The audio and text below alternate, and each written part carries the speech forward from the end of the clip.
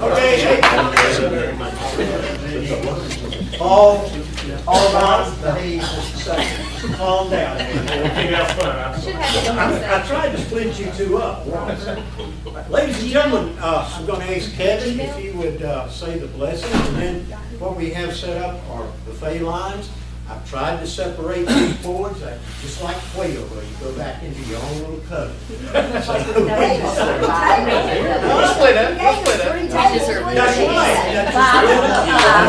Kevin, bring some water to this crowd. All right, let's pray together. Lord, we thank you for this day. We thank you for these groups that have gathered. We thank you for the common love that we have for this county and our towns. God, we ask your blessings on the words that are said tonight in the conversations. We ask your blessings now on this food. In your name we pray. Amen. Amen. Amen. So I just want to welcome everybody and start.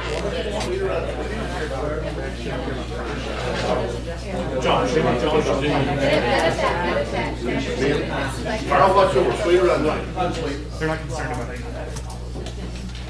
I'll give you some. I'm going to try to get us back on schedule. A minute or two off the schedule. Again, I want to welcome everybody over here to the Town Hall in Franklin. You're welcome anytime. Hope you'll come back, particularly everybody from Highlands and County Commission.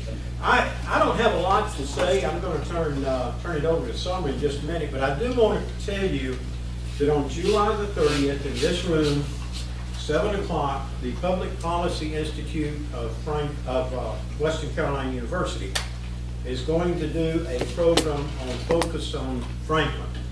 And what we're wanting to do is to get input from the public on who we are, where we're going, how we're going to get there, and what are we going to do when we do get there. We're going to talk about anything that's bad about the town, anything that's good about the town. We just want a general talk of where we're going, where people want to see us go, and what are some of the major obstacles that we have.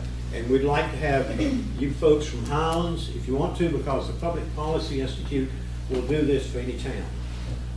And they've been very successful. They went out, and for us, they compared us to towns of equal size, poverty levels, all of that, and these were towns that have turned themselves around or have done some really good things. And they're going to be talking about how they did it and see if it would fit here in Franklin. So it ought to be a real good evening. We're going to keep it to about 2 hours. And I've told them I don't want any of this writing stuff on a flip chart and sticking around on the walls. I just don't want any of that because nothing else comes to us. But I'm going to turn it over to our the trees go down. It is true, yes. I'm going to turn it over to Summer, who's going to talk about some of the projects, the things we have going on. And then Kevin, you'll take the next one, and then we'll hear from the town of Highlands. Thank y'all. Okay. Can't hear you. I don't think this is different. I'm breathing like that. You guys don't. I'm a loud talker, so we're good. Good for you. I'll be very brief. Just kind of an update where we're at with the town. First of all, I'd like to thank the mayor and our town board and everyone for coming out tonight. Stay with us at 7:30. Greg Clark with the Macon County Historical Society will be meeting us out front. If you guys are interested, he's going to do a 1-hour walking tour through the downtown Franklin area. I think it'd be really neat and kind of see the charm of Franklin that we all call home. A couple updates from the town. One thing we're working on that will be coming up in the next couple months for our board meeting is looking at the possible either expansion of our water plant.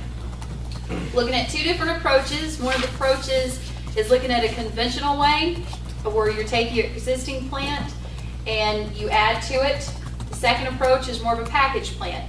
But that's something to kind of put out there, something we'll be looking at in the near future. Because as we all know, water is key to survival. Other thing we're looking at, something that I've really noticed through town and through the different areas of Franklin in general are sidewalks. I'm looking for some grant money, talking to a couple people at DOT, what we can do to improve our sidewalks. That's one thing that has kind of fallen behind that we need to look at. Other than that, I'm excited to be here and have this opportunity to speak before y'all tonight. This is my hometown, and it is an honor and privilege to stand up here tonight. And like I said, I'm short and brief, so Kevin, follow that. And I'll make it short and brief too. This is our first meeting since we finished all the musical chairs with the employees, with Derek and Summer and everybody. All honesty, I think we wound up with the people in the positions where they ought to be. And that's just the truth. We feel good about where we are. Derek Rowland is an excellent county manager. Not just a good one, he's excellent. And looks like Summer's hit the ground running with you guys. So I think it worked out good for everybody. Couple things, and then I'll ask Derek to say a few words. All of you read about the Parker Meadows project we have going. That's going, continues to go well. We did run into a situation with the burial site. Been all kind of crazy rumors about it being a graveyard and all this. It's not true. One site. And we have worked with the Eastern Band, and that, I think it's one of the, I had the opportunity to meet with several others, and the chief the other day had a great meeting. He is very much behind said out loud. He was very much for this Parker Meadows project.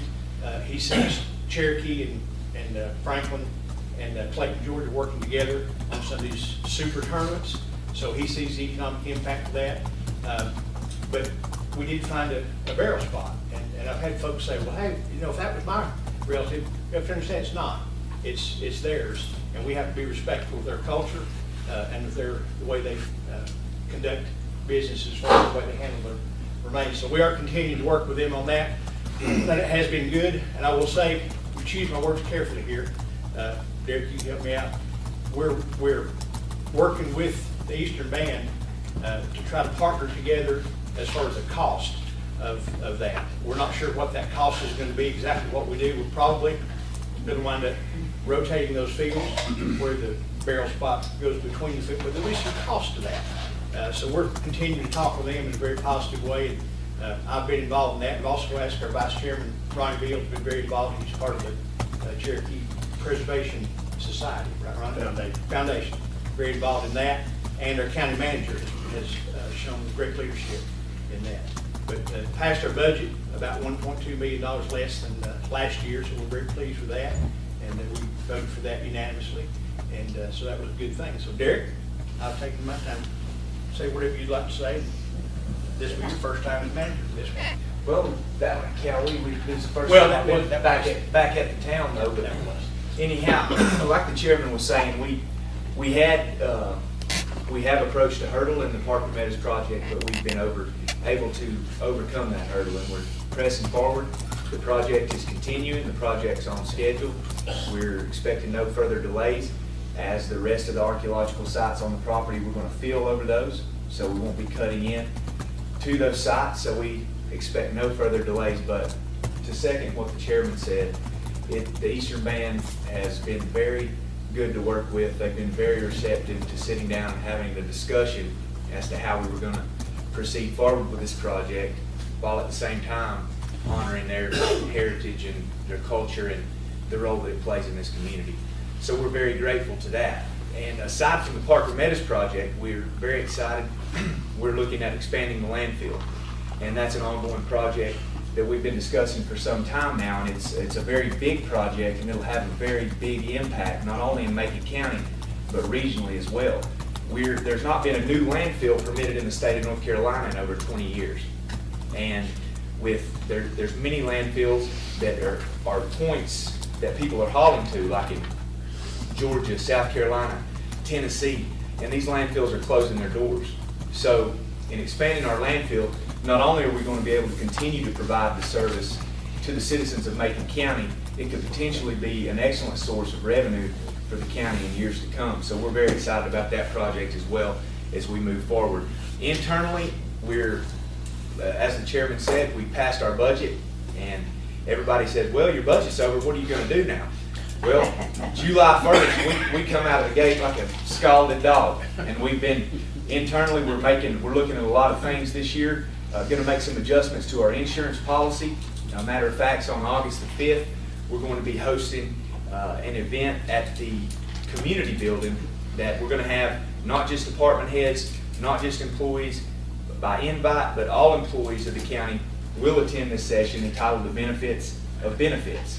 We're going to go over our health plan, lay it out. Also, with the realization that we could be making some changes to this plan. But as we said all along, we wanted to keep the employees involved from the front end forward, let them know everything we know, and just be a very open and transparent process in regards with making adjustments to that health insurance, because it is something that is very important to our employees, and that's the backbone of Macon County, and they're what makes the wheel turn. So as we head on into the fiscal year, we're going to continue moving forward and embrace these changes, continue working on these projects, and just look forward to continuing doing that. And I will say again, as I always say, the employees of Macon County are great, and they continue to help us day in and day out. We've got some more projects coming up throughout the year that employees have already came up to me and wanted to get involved in that as we look at ways to make the county more efficient. And we're going to keep studying that and hopefully come back to the commissioners with a report. So we're excited about that as well. So we've got a lot of stuff going on, and I'm very honored to be a part of that. Thank you. Your turn, sir. Well, I had a 1 hour speech, and I guess I've got to compress it down to about 5 minutes. Are you done yet? So I'll try to be brief. Yeah. One of our biggest newsworthy events is the Highland Hurricanes are back. The Hurricanes is our youth swim team that has not been operational for several decades. With the new pool that we have just constructed and the prospects of covering it this coming year, we have now 46 and counting young people that are participating in our swim team program. And they came down, I think, here and swam and won some medals and everything, and there's a lot of excitement. And we want to build on that for our whole new pool complex, offering classes and programs for not just young people, but for all ages. Also, we are in the process of refurbishing and revamping the recreation program and the buildings and so forth. Now, I want to tell you, I'm a new mayor, and something happened this winter. Our commission got together with all the different groups. We were concerned about certain funding, our new pool, the covering and so forth. We looked around at the rec park and came to the conclusion it's literally, in some cases, rotting and cracking apart. For example, our ball field. We realized that the roofs are falling in, things are just not up to par, and something had to be done. So what we are planning on doing is renovating, refurbishing our whole recreation program. And in order to do that, we passed a 1.5 cent property tax per 100 this budget cycle year. We had a public hearing. We've been telling the public we needed to do this to make a dynamic recreation program again in Highlands. We published this and all the information. It's a 3-year sunsetter tax. Sounded the gavel for the public hearing. I was waiting for the folks that might not like a tax increase to stand up, and no one said anything. So we have that tax increase, and we want to really transform our buildings and some of the things that we just haven't been keeping up with for many years, and really make a real difference. And it won't just be for the people, the citizens of Highlands who are Macon Countyans, but everyone in that area on the plateau and throughout Macon County can participate and enjoy this new effort in recreation. The other thing that we have $3 million right now in play in infrastructure improvements for the town. Let me just go over some of them, because we're trying to coordinate, making sure everything goes through. We're partnering with the state. We have Chowin Road, which leads to a neighborhood that a few years ago we discovered that the side of the road on the mountain was nothing but sand and was in jeopardy of just completely becoming a danger and washing away. We are now going to reinforce that. It's going to be right next to Highway 64. The state's going to give us a lot of materials and support and the specialized equipment for us to do that project, and that will be happening in August. The other thing that we will do is we've got the project for the water intake at Lake Sequoia and the dam repair that we will be making and running water lines to our water plant. So that's another project that we have. We also have a project to improve our floodplain in some of our neighborhoods with replacement of some old culverts that have completely collapsed and fallen in. And we've got a grant, we're gonna do that project. And then we're running a water line, a new 6-inch water line down Highway 28 to serve our customers, as well as some of our friends in the county who are hooked up to our water system. This will really help, and I'll put in a plug. I know there's been talk in the paper about running the water line all the way out 28 into the county. You know, I'd be willing to talk with anyone that I think that there could be some real benefits for the people in the county who could use that water, potential development for future subdivisions possibly, and also enhanced fire protection for the whole part of that county. So that's some of the projects that we have going right now. Go with it anyway. We have the infrastructure projects. We've got the pool that's underway.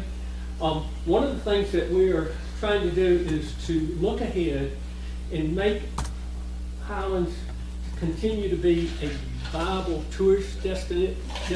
If you look at the tourism that we attract with our amenities in the town, our hotels and so forth, it really has a strong economic impact for the entire county. So as this town, we're trying to always keep things up to a standard that makes people want to come and visit, spend money, and buy homes in Highlands. So that's pretty much an overview of what we're doing right now. Thank you, Mayor. And I want to add one other thing, and I want to commend Ronnie Beal. And you may want to say something, Ronnie, about bringing the county commissioners here from across the state. Please make sure they bring a whole lot of money and come on in.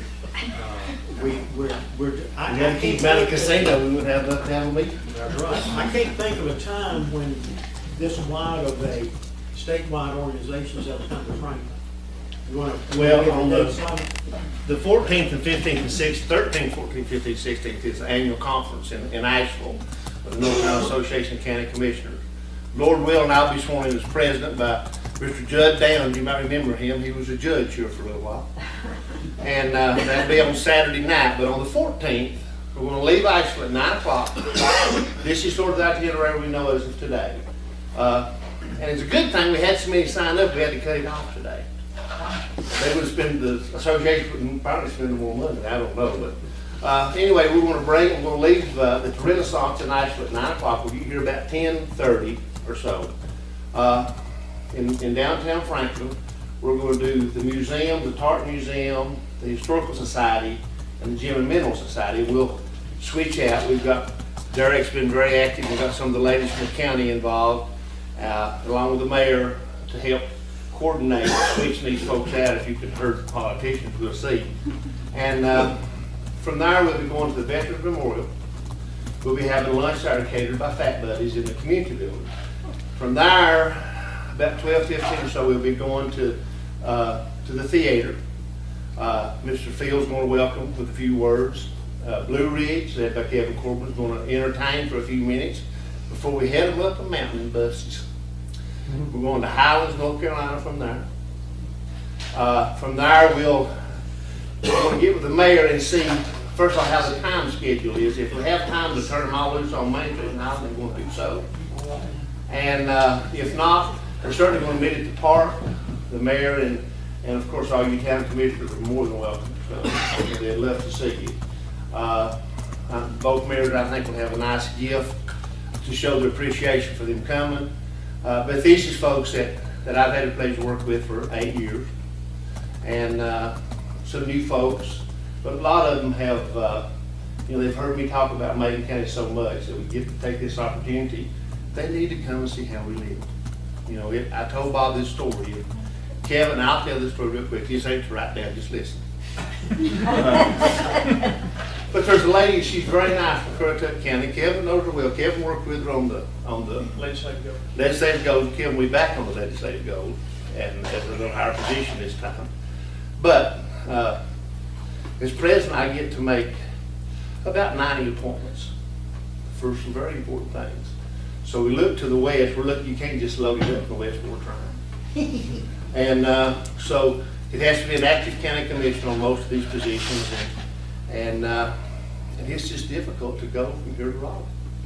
I leave Sunday, come back, I go again Friday, come back, go again next Wednesday, come back. So it takes time, but just to show you where we're at, and Kevin will remember this well, and I know Ron Hayward was there then. For instance, they did a map of North Carolina. Brittany might remember this. It showed the green map of North Carolina. And I saw it in the News Observer in Raleigh at a meeting. Well, guess who wasn't on the map? But we put that thing on a big screen. The Secretary of the DOT was there. The line came right through Haywood County and came right through. None of the far west counties were even on the map. And so I got up front and I said, you asked us for a touch paranoid? You know? So, and they don't really realize, I mean, this lady I was going to tell you about from Currituck County, we were in a discussion in front of a committee, we're trying to keep our school nurses. That's been a big discussion. And she was on the committee to support us. And I explained to her we were the only county left with 2 K-12 schools. We are. We're it. And so, and she said she could not understand why, Ron, we couldn't have those people work a half a day in Montauk and a half a day in Highland. So she's coming on the tour. And they think everything is, Currituck County, it's flatter than flat. So she called me last week and she said, Ron, there's not all those curvy roads and high bluffs, are they? No. So she's going to get her an outside view going up the mountain. And it really and truly, there's a lot of truth to that. They really don't understand. I mean, they thought, you look on a map, and but we're glad we worked well with these folks. There's some very fine folks. No matter what their politics is, most of them work very hard for their counties. We're glad to come. The mayors and the aldermen and the commissioners. This is something to let us know where we live, and I think you'll see some of these folks coming back. So thank you, Mr. Mayor. Thank you. Can I say something about? Today, as of today, we had 82. That's super. And that's with most of them have their wives. That's the pocket. And you have to have mini buses. You can't take them Cherokee Boys Clubs up the gorge. Right. So we're renting mini buses. They couldn't find more mini buses to rent. I think they just told like 33 folks. So there's going to be a parade of mini buses, and we'll have a good time. We'll herd them like cats. And we'll just, Mayor? Yeah, I want to Thank say you one all. thing about Commissioner Bill. I'm a new mayor, and I'm a part of the Southwestern Planning Commission, and we all come and meet with all the other counties, the municipalities, the county commissioners. And Commissioner Bill is really enlightening me, but he's a real advocate for Macon County and these towns. And we need that leadership because we are forgotten in Raleigh. It's so far away, and it's exacerbated, just numb when we heard that we've been left out of any kind of critical road development. Just weren't even on the map. didn't even show 64. Yeah, and we're. It's on there now, though. Yeah, we need it. We're dying for technology, roads, transportation. Yeah. So, Thank you. I want to throw it open to the floor. Anybody else got any comments or anything they would like to talk about before we adjourn and go on the ghost tour? Ronnie, as you're doing some of your things, can some of us kind of like meet down at the community or Oh, at the yeah. memorial, kind of just Oh, to yeah, be we're visible? going to park them on Main Street. We're going to divide them up. How many wants, we want to have it about an hour on Main Street. And, Is that sure. 15th of August? I'm sorry, August 15th? August 14th. That's on Thursday the 14th. 14th. And, but if you want to come over to the Renaissance on the 15th or the 16th and see that there'll be a presents reception, they've got pretty good stuff to eat, they say. And so we'll have I know they got to have a good band because that comes in. So they'll come over, it's $40. I don't know if it's worth that, but they usually have a good meal. It's a rubber chicken tour, so But I'm really proud to have Judd Downs there. That's great. That's And a lot of folks from Macon County. I hope most of our board can be there, and I think they will. And some other folks have been very influential in me getting there. That really helped me along the way. That's no longer commissioners and county members such as Jackal. And so we look forward to it. We look forward to a year. My initiative is probably going to be is that rural counties matter. And I realize I do represent the state, but I was in Mecklenburg last month, and it's just a different world than what we live in. And they don't, maybe I don't realize that, maybe they don't realize where we're from, but they have a good chairman. He will be on the tour. The chairman of Mecklenburg's coming to see how we have to live. So, Are you keeping it in, Haley? Just to follow up what Commissioner Hill said, I've spent my entire career in Western North Carolina. They don't get it wrong. One year when we were doing CDBG, community development block grants, not a single one was east. We had one that was a housing rehab. Average income total for 32 houses was $7,000.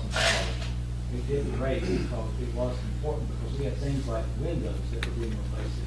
I remember our Sherman County Commissioner got an argument with the Secretary of Diener over, you come up here and spend a night in this house and it's 15 degrees outside, you'll tell me whether or not windows are important.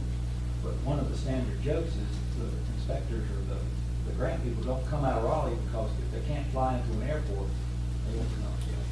Well, right now, sometimes I wonder if the legislature knows anything about the rest of the state, period. It's like almost two states. One thing that we didn't mention that I wanted to come right over to you, that I forgot to mention was one of the things that we really want to do is start rehabilitating some of our existing buildings. Who would have ever thought 20 years ago that our old town hall would be a brewery? And it was very interesting when we started clearing out the old town hall. You'd be surprised at the skeletons we found in the closet. The house has grown since its day, so. Kevin alluded to it earlier, we're very fortunate.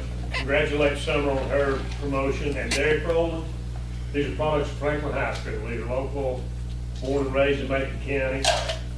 And they both exemplify the fact that we turn out some of the best in the business right here, and it's an honor to have two young people like that serving our county and our town. And Mr. Mayor, I think you got a third one you can add to that. Sitting right here that just had a promotion, so. Yes, we do. Chad Simons is the board's new clerk. I overlooked introducing him a minute ago. Chad is another one of the Masters of Public Administration, but he comes from that little school up north of here. Appalachian, I think they call it. Yeah, okay. Yeah. I couldn't remember what the name of it was. Sure. No, we're very, very proud. And this is the thing, an old man like me, yeah, don't you look shocked, this is the future of Macon County, folks. And it's the demographics that are the hardest to break into right now. And for what reason, I don't know. Unless it's the fact that some of these young people don't feel that they can be heard. I don't know. There's the future. We have it right here. Bob, let me say one thing. Yes, you may, sir. What these guys are saying about money coming back to the West and grants and things like that. This hadn't been released to the media yet. I think they will, or I can give it to you. But Governor McCrory just appointed 5 people to what they call it's the new Rural Infrastructure Authority, and I was appointed to represent the West. So we had a little interim period that we met a couple times.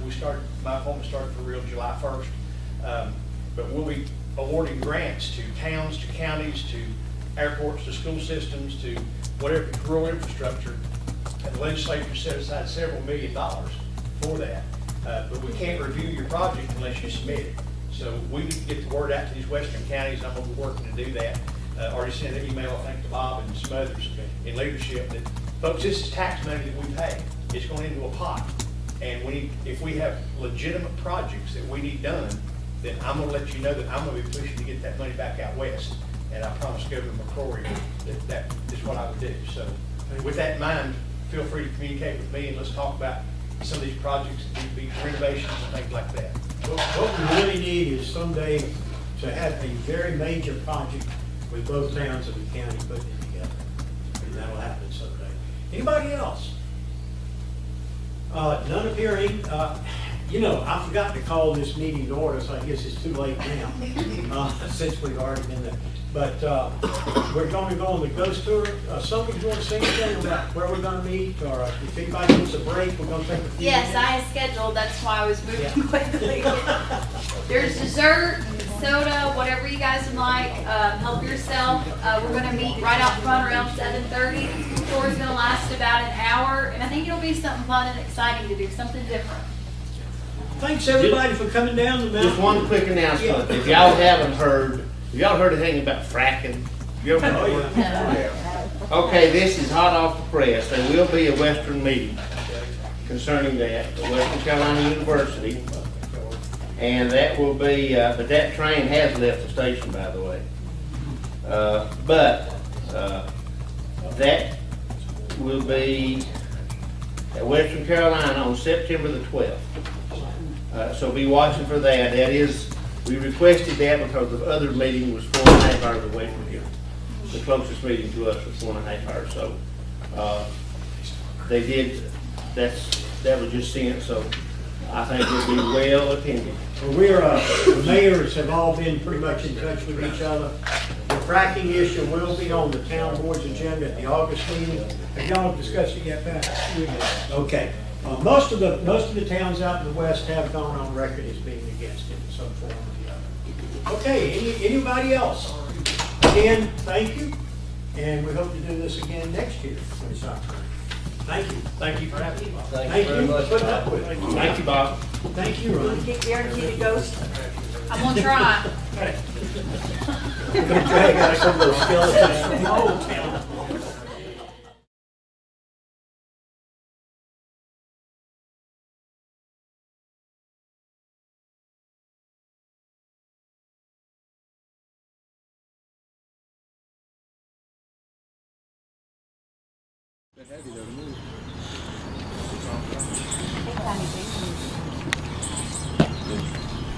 All right, ladies and gentlemen, this will be our last story for time's sake. I said I'd do 1 hour, and we're already 2 minutes over.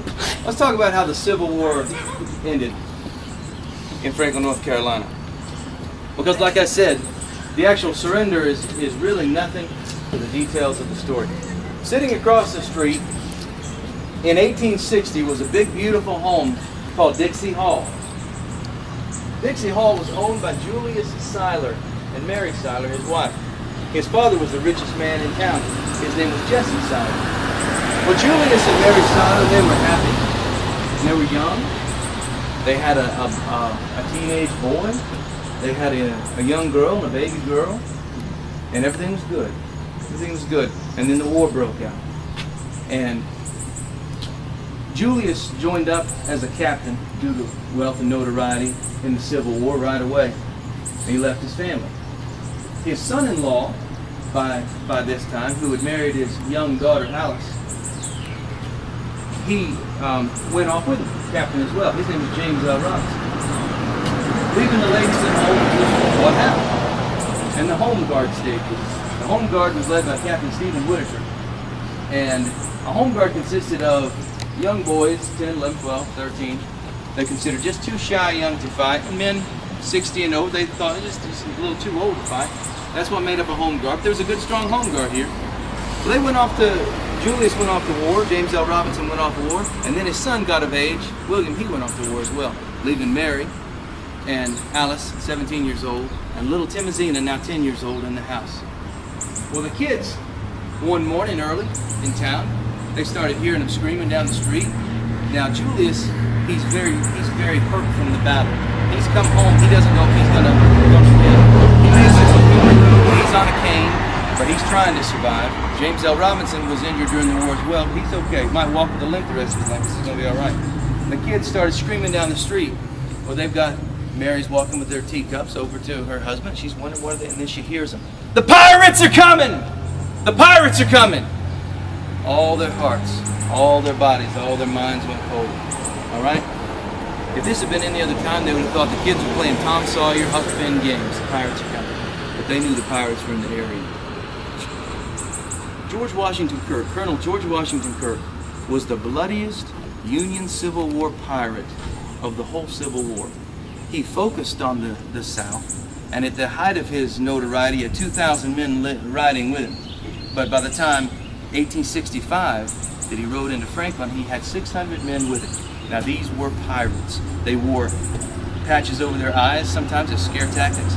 They would drag nooses behind their horses. You could hear them jingling and jangling as they come up because they had stolen silver spoons, forks, and knives from wealthy homes around the south. And so they would put those on their bridles and reins, and they would jangle. They were pirates. They were showing off. Well, 300 came up one side and 300 came up the other side. And our two brave captains, what did they do? They ran out the back door. They knew they'd be hung up. They knew they'd be strung because these pirates had just left Waynesville, where they had completely burned a lot of the town. They had released all the prisoners. They had hung as many Confederates as they could find in the streets, so they knew what was coming. So they ran out the back, and they escaped. Got off into the woods. Colonel Kirk comes up at the doorway. He takes his hat off to Mary. He knows exactly where he's at. This is some of the wealthiest people in the region. He says, "Mary, I've come to see your husband."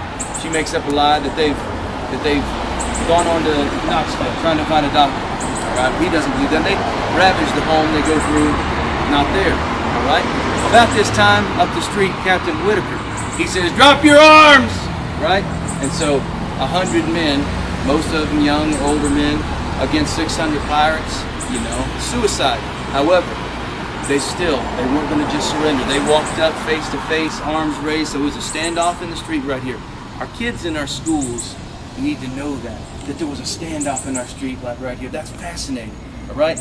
Neither side wanted to drop, but finally, Whitaker, knowing that he was licked at this, they lowered their weapons, and he says, "Are you going to surrender to us right now?"